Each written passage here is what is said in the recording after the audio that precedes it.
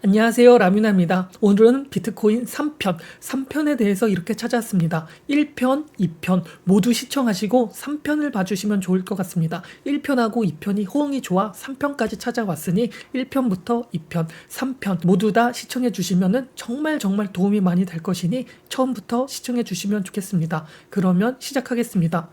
시작하기 전에 라뮤나 구독과 좋아요 부탁드리겠습니다. 시작하겠습니다.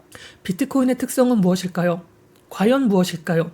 인간의 본성은 항상 자유를 쫓아 움직이는 특성이 있으며 자본 또한 그 특성을 그대로 답습하게 된다는 것을 알 필요가 있습니다.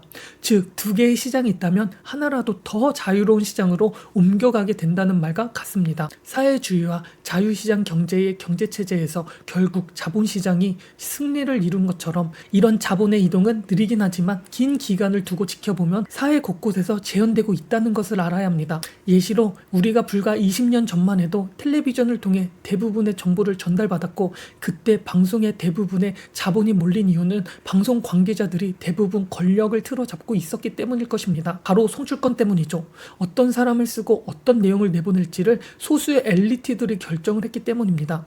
연예인이든 기업이든 방송 권력이 우위에 있을 수밖에 없었을 것입니다. 하지만 이러한 방송 권력은 유튜브가 나오면서 급속도로 무너지기 시작합니다. 유튜브가 추구한 건 송출권의 자유였으며 누구든지 자유롭게 스스로의 컨텐츠를 내보낼 수 있게 된 세상이 오게 된 거죠. 규제가 심한 시장인 기존 방송에서 규제가 없는 시장인 유튜브로의 자본 대이동이 일어났고, 거기에 편승해서 먼저 몸을 담근 일부 유튜버들은 인생 역전을 할 수도 있었던 것이며, 자본이 밀려오는 길목에 먼저 자리를 잡고 있었다는 게 중요했었던 시기였을 것입니다.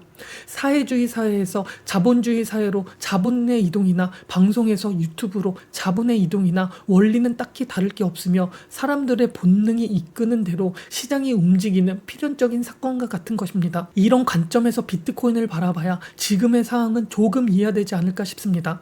규제가 심한 통화인 기존의 화폐에서 규제가 없는 통화인 디지털 화폐로의 대이동은 이미 시작이 되었고, 이것은 누구도 거스릴 수 없는 커다란 흐름이기에 정부의 규제나 누군가의 의지로는 막기 힘들 것입니다.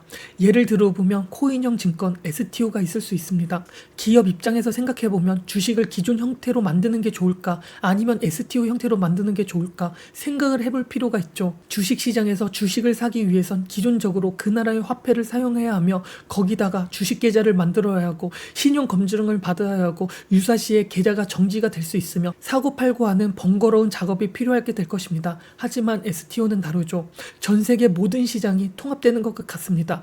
증권시장을 구분할 필요도 없으며 어디에서도 인터넷만 연결되어 있으면 언제든 코인을 보낼 수 있습니다. 즉, 시장의 규모가 달라진다는 이야기입니다. 인간은 자유를 쫓고 자본 역시 자유를 쫓고 통화 역시 자유를 쫓을 테니 앞으로의 변화와 혁명은 정해진 운명이라고도 볼 수 있으며, 브리튼 우즈 시스템 이후로 약 100년이 지났으니 100년에 한 번 오는 화폐 개혁의 역사 앞에서 각자의 어떤 포지션을 갖출지 고민할 필요가 있는 것입니다. 또한 운용 규모만 1경 원이 넘는 세계 최대 자산 운용사이며, 이번에 미국에서 처음으로 비트코인 ETF를 출시한 회사 중 하나인 자산운용사 블랙로의 CEO인 레리 핑크는 인터뷰에서 비트코인은 세계에서 채택된 첫 번째 네거티브 머니이며 국제적 자산이고 차후 모든 자산은 토큰화 될 것이라고 말하기도 했습니다. 원래 비트코인 회의론자였던 레리 핑크가 비트코인에서 확신을 가질 수 있었던 건 사실 몇 년이 되지 않았으며, 그가 말하는 자산의 토큰화는 앞서 말한 인류의 오프라인에서 디지털로 이동하는 시작 단계라고 할 수 있을 것입니다.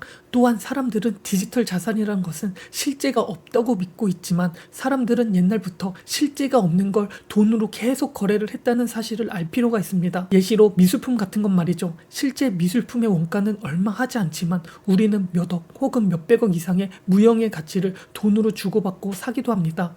이처럼 가치는 결국 사람 간의 약속이고 그 물건의 내재 가치가 아니라 그저 사람들 사이의 수요와 공급에 의해 형성되는 개념으로 이해를 하셔야 합니다. 공기는 우리 삶의 필수적인 가치이지만 너무 흔하기 때문에 아무도 값을 치르려 하지 않는 것이며, 우리가 누리는 우리는 자유시장의 가치 또한 전쟁 이후에 태어난 사람들에게는 공기와도 같은 존재이기 때문에 가치가 있다고 생각하지 못하고 있습니다.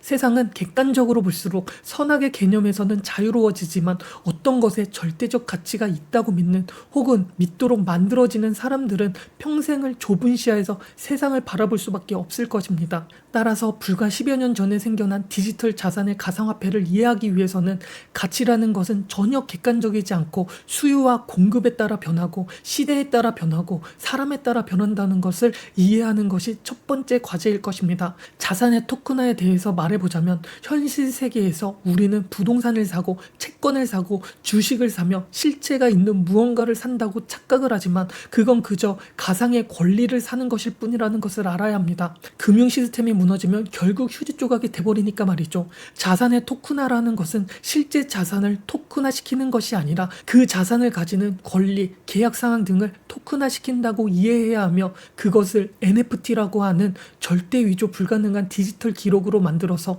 그것을 사고 파는 금융의 디지털화를 일으키는 것이라고 두 번째 과제로 이해할 필요가 있습니다. 그리고 그걸 위해 필요한 것이 내가 나라는 걸 명확히 증명할 수 있는 디지털 신분 증명 시스템이며 챗 GTP를 만든 샘 알트먼이 자신이 만든 월드코인을 뿌려서 홍채 정보를 수집하는 것도 결국 이런 것을 위해서 하는 행동일 것입니다. 그렇게 절대로 그 사람의 동의 없이는 뺏을 수 없는 생체 지갑이 완성되고 나면 그 생체 지갑에 NFT 토큰, 전자화폐, 디지털 자산을 주고받으며 생활하는 금융혁명이 일어나게 되는 것입니다. 세탁기나 청소기가 인류의 가사 노동 시간을 압도적으로 줄여줬기에 사람들은 그 시간만큼 더 생산성 있는 행동을 할 수 있게 되었듯이 기존의 오프라인 금융이 가져온 수많은 비효율적인 것은 차차 없어지며 더 많은 생산량을 불어일으킬 것입니다. 물론 여기엔 어마어마한 현실적인 문제들, 법과 시스템, 이해관계들이 얽히고 설켜 있기 때문에 오랜 기간이 필요하겠지만 우리가 오프라인에서 온라인 환경으로 넘어간 것처럼 스마트폰으로 넘어간 것처럼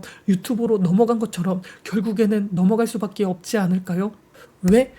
훨씬 효율적이고 편하니까 말이죠. 그리고 그걸 미국이라는 초강대국에서 규제가 아닌 포용으로 선택한 것이 바로 비트코인이며 사람들이 흔히 하는 말이 미국에서 가만 안 둔다. 다른 코인이 나오면 비트코인은 사라질 것이라고 말하기도 하는데 ETF를 승인한 건 미국에서 비트코인을 러닝메이트로 삼은 것이고 그중에 비트코인 ETF를 만들었다는 것은 앞으로 다른 코인이 아니라 바로 비트코인을 중심으로 디지털 금융 생태계를 쌓아가겠다는 명확한 신호를 준 것으로 볼 수도 있습니다.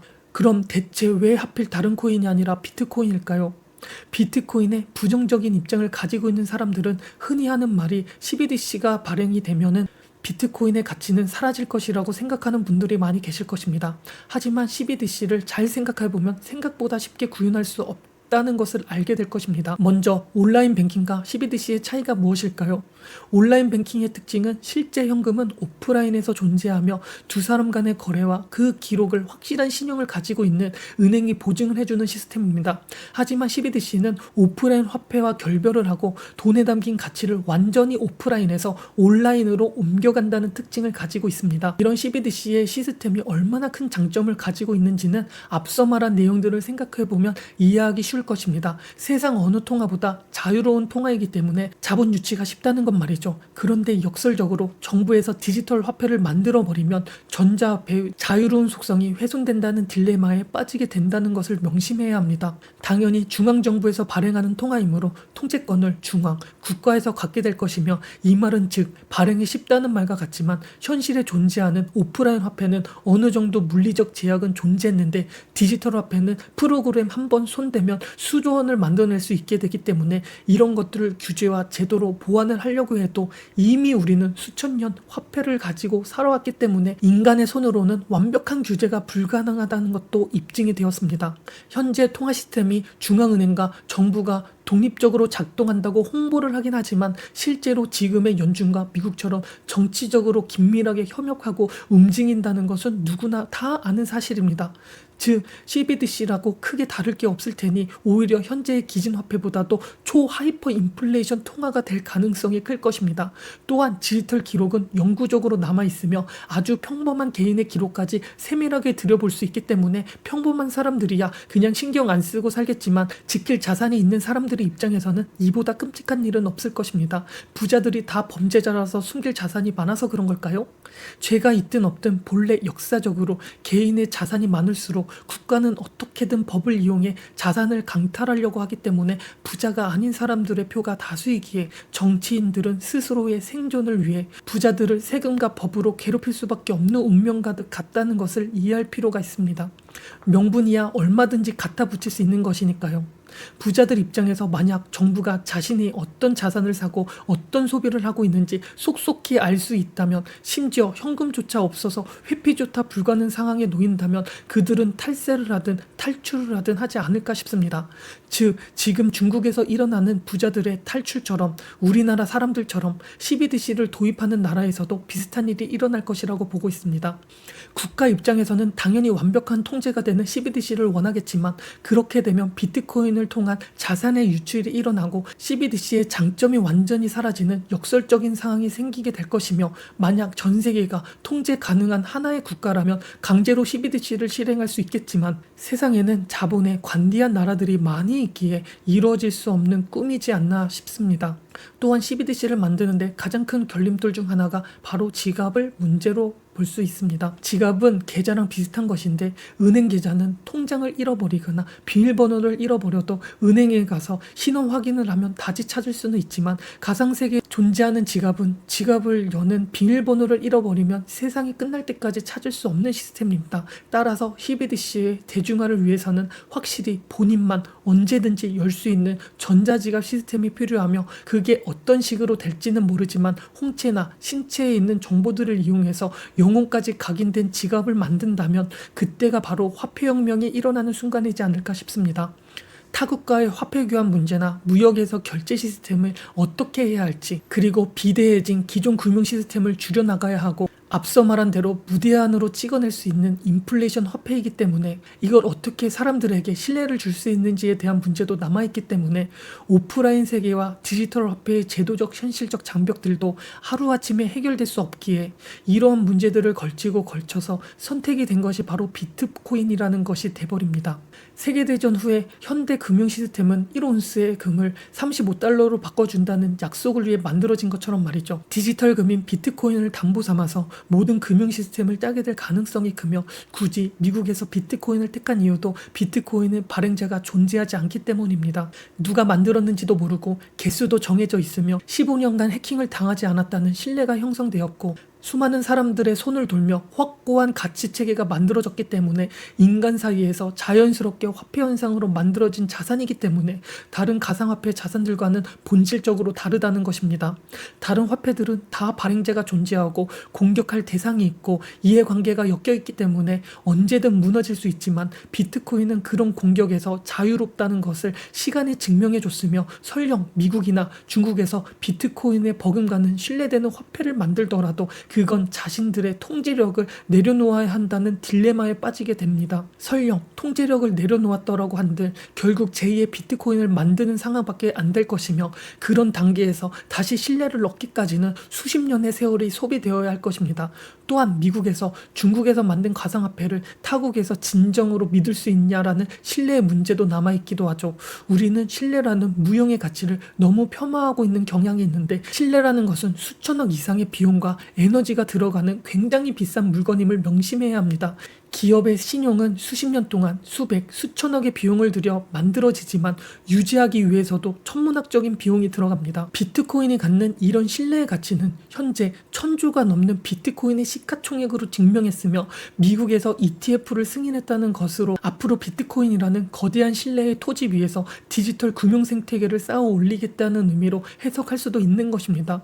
이상 비트코인에 대한 해석 마지막 편 마무리하겠습니다. 1편, 2편, 3편 모두 봐주셨으면 감사하겠습니다. 좋게 봐주셨으면 라뮤나 구독과 좋아요 부탁드리겠습니다. 감사합니다.